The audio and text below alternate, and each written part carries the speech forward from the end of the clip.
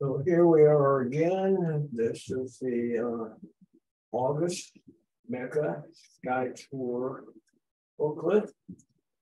We published the first video of this back in last month and went over fairly thoroughly. Last month was really a good month for the sky. Lots of things to see in the 4th of July, 7th of July, and later in the month. So this is on August, and you can still see both of those things relatively well. The dates that were published in, like of course July, is the culmination date. That's the date at which that constellation or object should be at 90 degrees above you and your latitude and longitude at the zenith. And then as the days go by, it will move further and further away. So either to the east or west, depending on how you're set up. So you still see them for about 30 days at least. There's about 90 days to the cycle of it coming up in our east, and then hitting the zenith on that date that we posted on the booklet. And that's the culmination time. That's the time, as I said, it's 90 degrees above you at the zenith. And that time should be at astronomical midnight, which is when the sun is 18 degrees below your horizon. So anyway, let's get on with the August one. And got to make some changes here.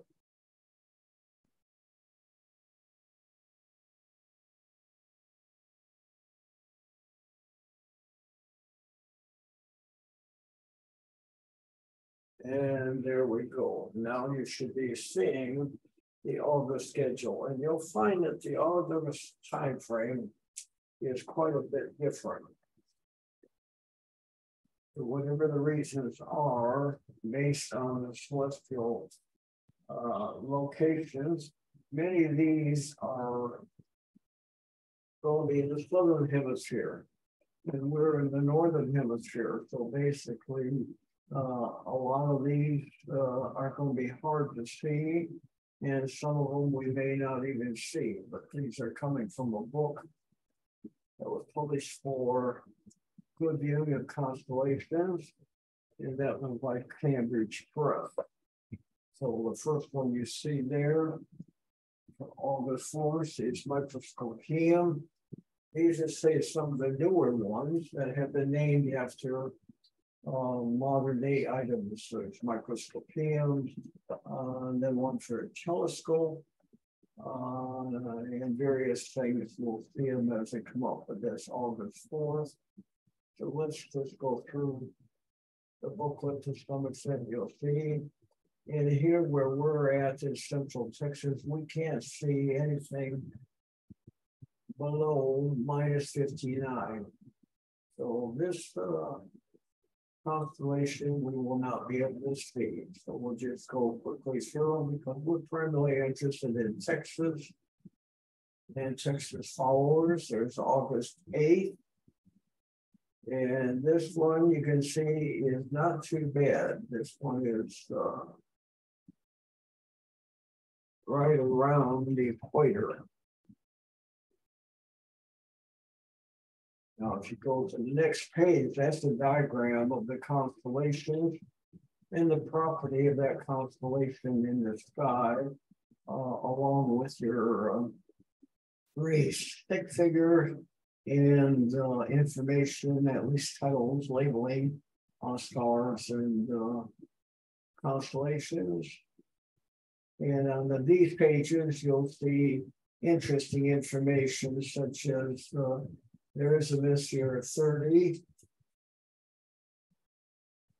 that can be seen, and the other information such as the altitude, longitude, neighboring constellations, things that might be of importance to you, and then things of interest in text format.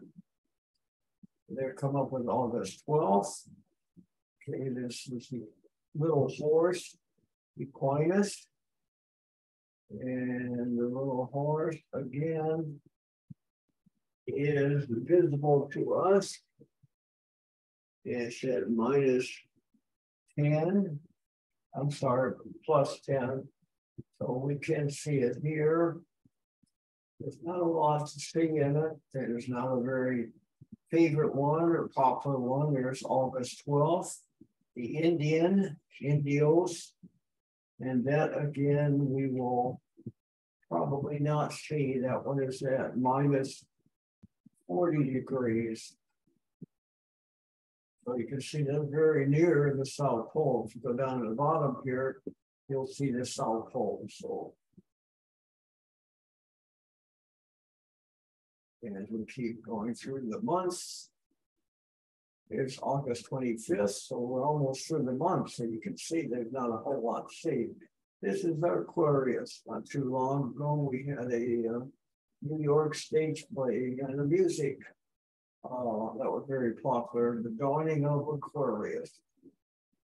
And there's Aquarius, and you can see it's sitting right on the equator, a little bit above and a little bit below. And there's the information on it. Aquarius is a water girl.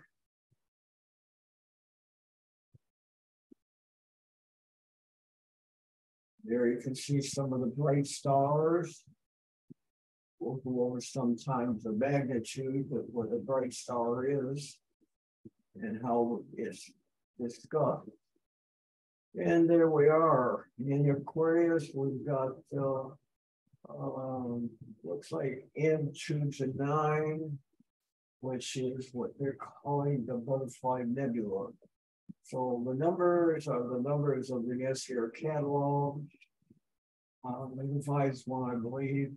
And then these other names have been given over a period of time because it looked like that. Since it's a spiral galaxy, looks like a spiral, ring looks like a ring, dumbbell looks like a dumbbell, and so on. So, and there we don't look a lot at clusters because we're just not that much into it.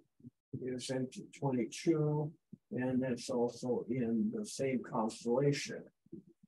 Now we'll come to August 25th, Pisces Australis. And you can see again, we're very down near the southern equator at -20. So that's another one that we will not see in Central Texas. There's the information on it, so probably it's not of a lot of interest academically in the United States. Here's August 28th, Grus, the crane. And this one is also from -40, -50. So I may be leading you astray there a little bit because this goes, I was thinking 50 to 90. We see things as far as -59. And then below from 59 to 90, -90, so the closer you go to the equator. So some of these we can see part of. This one we can see it all, it looks like, because it's right close to the edge of getting close to the -59.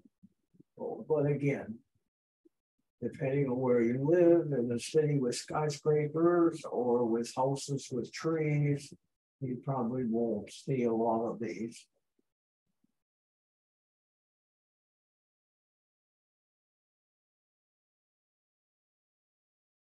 And then we come up with Lacerta on August 28th. And Lacerta,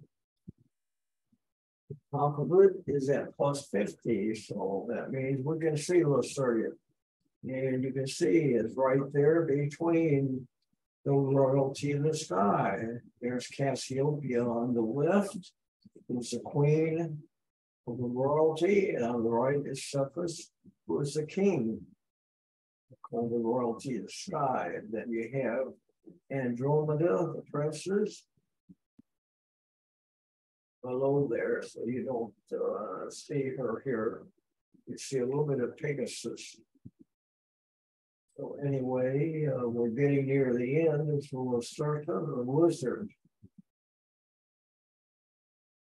So here we come with our moon landings, and we always had this because we're tied in now to the Armistice program, which is a follow-up to Apollo, which was done when I was younger, 1960s and early 80s.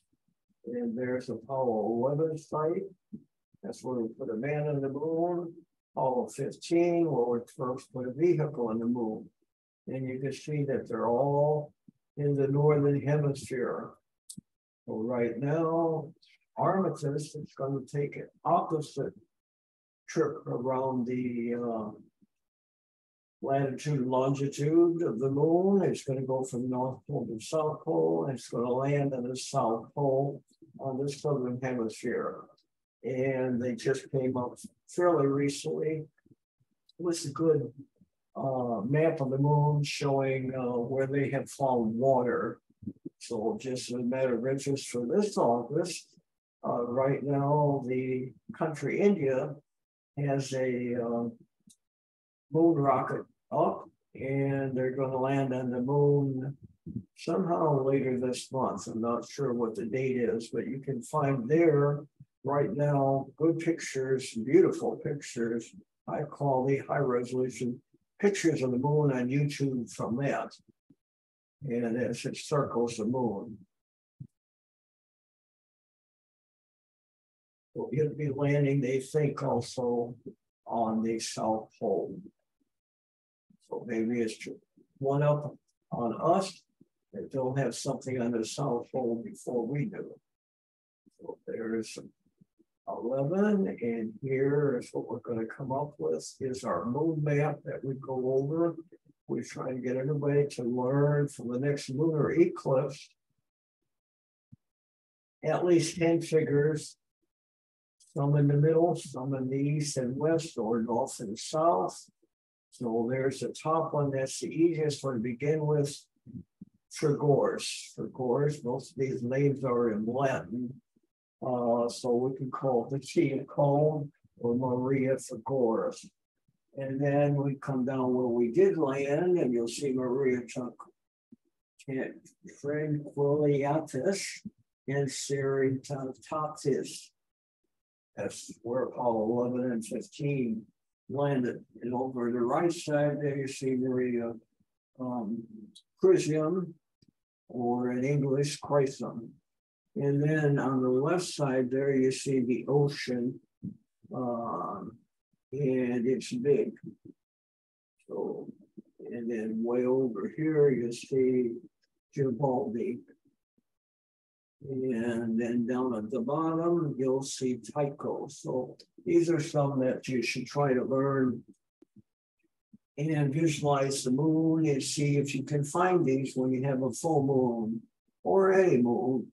But you won't see them all unless you have a full moon. And you'll be able to see those on the left side, down the middle, and on the right side.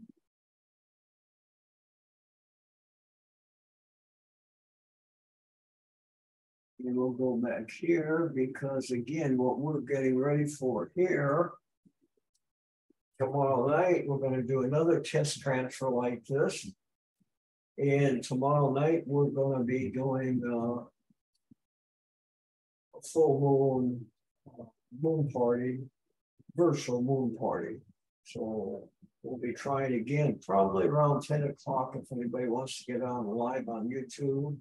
As I said, we're still testing all these things, building a system primarily for when the eclipses are coming. Here we'll have 2 eclipses. The first one is in October, and that's going to be called the Rain and Fire because it's an annular eclipse. And then in April of next year, we'll have a complete total eclipse. So that's going to be a really big deal from the standpoint of people coming into the city and through this whole area, all the way from Texas, all the way up to Canada. So people are going to come in and spend the night in hotels, and there'll be lots of activities going on. That's on a school night or school day, and the one in October is on a Saturday. So our young people will be out of school, so there probably won't be as much activity for that one, but we'll here in Texas, because San Antonio, Texas is one of the ideal spots to see that. And it's a fairly ideal spot for April too. But they might have to move a little bit outside the city to have complete totality. So anyway, we're going to try tomorrow night at around 10 o'clock, because we've got to wait till the moon gets up at least about 10–20% above the horizon. And we'll be testing it from the two locations in Killeen and in Copperas Cove. And we'll be trying to tie in the dwarf two telescopes. So right now, we can only do 4 inputs. It looks like we need to upgrade our equipment so that if we want to do stellarium and other things in here, such as the computer and a tablet and or a phone, and the phone will have on it the software to run remotely the dwarf, and then stellarium on maybe the second computer, as we need more inputs, and we'll be working on that as we go forward here. We're just getting ready for this school year, so we'll be trying to tie into some of the schools here. So that pretty much wraps up the August. And I do want to say you still can see pretty much everything for July.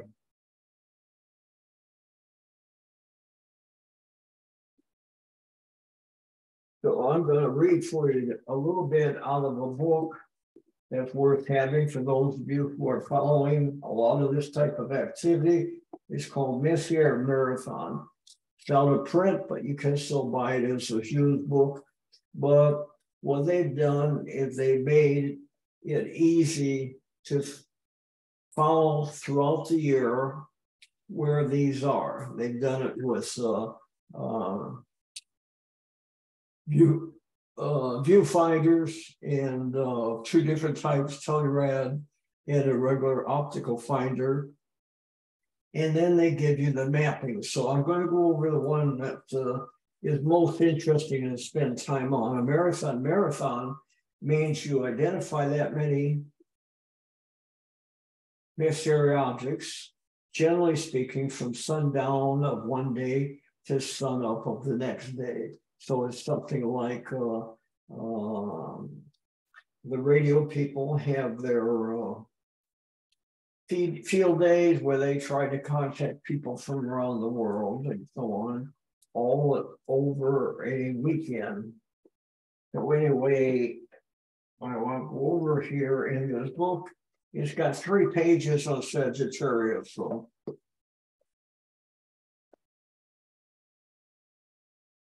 sometime we may have time to go ahead and make copies of these, or just this book. I can't get a digital copy of it, but we may be able to digitize it ourselves. So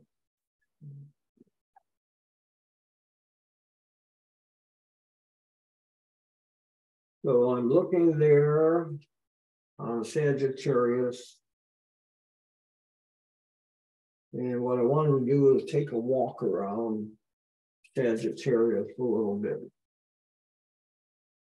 And it starts right above what, generally speaking, is called the teapot. Okay.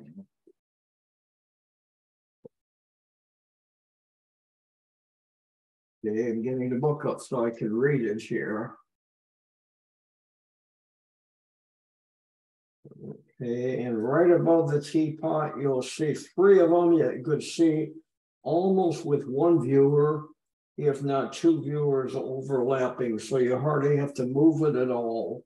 So if you see one, more than likely you'll be able to find the other. And that is M8, Messier 8, Messier 20, and Messier 21. Now, for whatever reason, as you move up and to the left, further over, you'll be able to see Messier 23, 24, and 25. And you'll have two separate, but if you just keep going left above the teapot again, that's the point of the teapot, goes right through the middle one. You'll be able to see three more.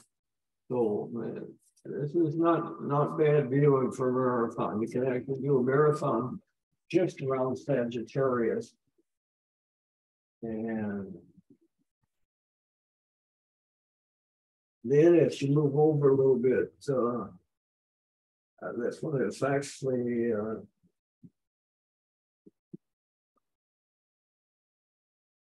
actually closer, but close to the same location. If you make arrows or diagonals from the teapot, this is Messier 22, Messier 28. Interesting that it didn't come out in an order where it just go right on down. And then we have, as you move further over to the other side of Sagittarius, you're going to have Messier 54, 69, and 70. And these should not be too hard to find either. So all you kind of have to do is go around the top, the side, start up the side of the teapot, Sagittarius. And then we got one lone guy over here, Messier 55. And another one, Messier 75. Put that book away.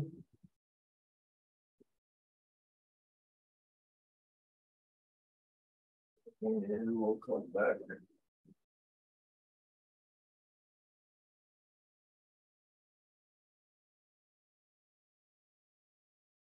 And what you see there is the back of the t-shirt. We are in Central Texas, and this is one of our small towns close to us in Lampasas County, and it's Lampasas City. So they are trying to become a dark sky city. We have 2 or 3 of them already in Texas. One is south of Austin, and this one now is trying to become a dark sky city, and therefore get people to come in there for astronomy. We do have Marble Falls, that's got a good place to go for astronomy, and they have a telescope that you can use. You can go in with your camper, your RV, and stay there and have sessions. I presume they'll be doing something for the eclipse. So these people are advertising strong for the eclipse to get people in there. It's one of the ideal locations. And then as you go up from them, about maybe 40 miles, we have Pearl, Texas. So if you're interested in bluegrass music, they may have a bluegrass session. They have it once a month, the first Saturday of the month, bluegrass session going all day. And people come in with their campers and their RV vehicles, and participate in many jam sessions and so on. So they're also booking now for the eclipse, and I'm not sure if they decided, but they were going to add Monday to it. A lot of people come in on Thursday night They're there Friday, Saturday, and Sunday, and then they go back to work on Monday. So for the eclipse, at least they were talking about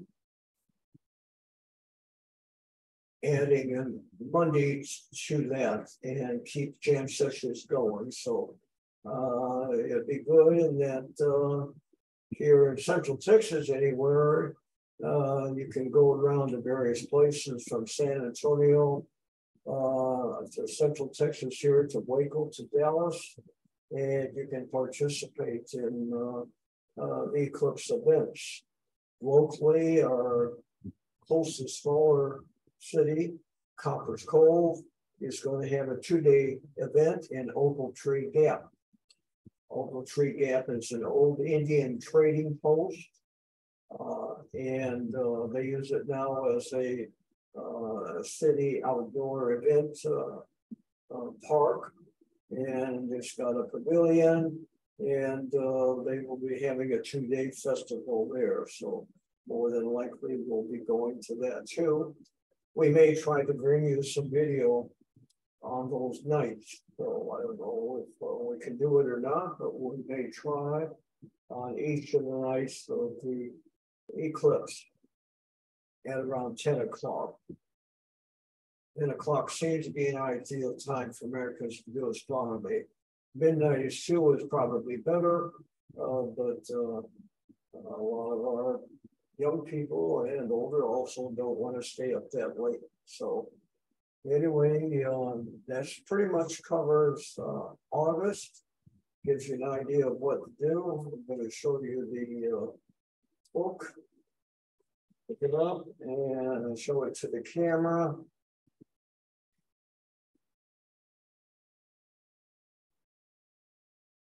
And it should be coming on. Once I see it on YouTube, then I can tell when it's good. So what I'll do is just put it on my back.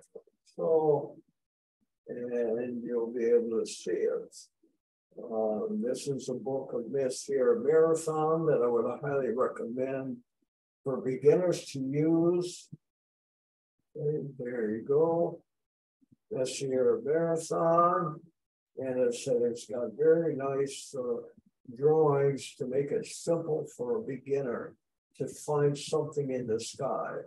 So we usually recommend that our beginners start working with the royalty of the sky, because it's there, it's circumpolar, and it's easy to find some very identifiable ones, such as the asterisks, Little Dipper, Big Dipper, okay, Ursa Minor, Ursa Major, but it's easier for them to find the Dipper, and then Cassiopeia, and also Cephas.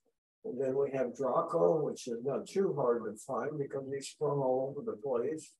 And then sometimes if you work at it, you'll be able to find Camelopards. So we'll get rid of that. And that seemed to work well. It showed up in the camera. So that's about it for today. So again, we're going to give this another try tomorrow on YouTube Live. And again,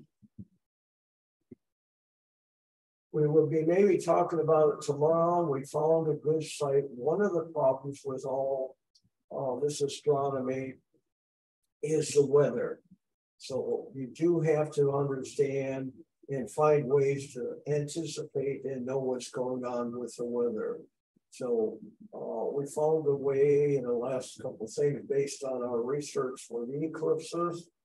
And we'll be talking a little bit more about weather and astronomy. We did have a group out at a good site from a high school for Halley's Comet, and it was cloudy. So we did not see Halley's Comet. So you do have to have some plans for if you don't see it. Now we've lucked out because we have a lot of this online.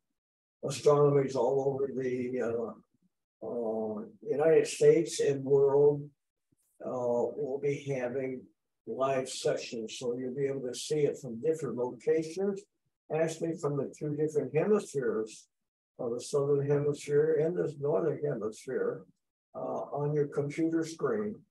So, and you can project those in buildings on walls, so you can actually see it maybe a little bit better than you would if you were there. Most of our sports people who go to football games sometimes barely see the field, and we see it very well on TV in our houses. So anyway, the technology is here to help us and so on. So we'll be testing more as we go. So that pretty well sums it up for today. So hopefully once we get all this going, we'll be doing these with a chat so people can talk. But I have to get another person here to help us. And tomorrow we're going to be trying it with 2 people on. And I'm not sure if we're going to do a meeting or a webinar. It kind of depends on the learning curve for us. And then as we move forward, we will be doing, hopefully, with the Dwarf 2 telescope, which is unbelievable what that thing will do. And the price, how cheap it is. We are recommending a lot of people buy it and do not buy binoculars, do not buy a telescope, and definitely do not buy glasses. So they're still going to be available by the dozens and so on, but a lot of people are not going to learn how to when to use them and how to use them. And we'll be going over a lot of that in these sessions here on what technology is available and how to use it before to learn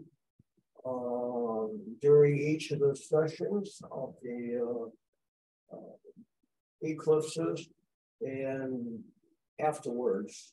So anyway, that's a wrap for today. So we're going to fade to black and hopefully see some of you again next time, which will be tomorrow at 10 o'clock.